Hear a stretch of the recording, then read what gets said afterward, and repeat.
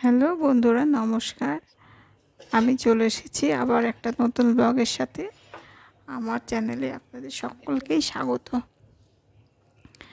আজকে হাজব্যান্ডের অফিস ছুটি, সেই জন্য আমি রান্না করার অনেকটা সময় পেয়ে গেছি। তো আমার সমস্ত কিছু নিরামিষ রান্নাই করেছি। আমার রান্নার মধ্যে আছে অরহরের ডাল, বেগুন ভাজা, ঢেঁড়স আলুর তরকারি, আর লাল ডাঁটা, আলু, বেগুন, পটল আর কাঁঠালের বীজ দিয়ে একটা তরকারি, আর আছে পটল লতি, কাঁচা কলা, আলু দিয়ে শুক্তো, আর পাঁপড় আর বাদাম ভাজা। তো এই ছিল আমার আজকের মেনু। আপনারা ব্লগটা দেখতে থাকুন, আর ব্লগের শেষে লাইক এবং সুন্দর করে একটা কমেন্ট করতেও ভুলবেন না।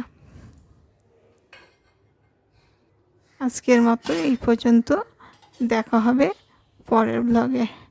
আপনারা ভালো থাকুন আর দেখতে থাকুন। বেগুন ভাজাটা প্রথমেই ছিল, ওটা বলা হয়নি। আর এই দেখুন, হাঁড়িতে গরম গরম ধোঁয়া ওঠা ভাত।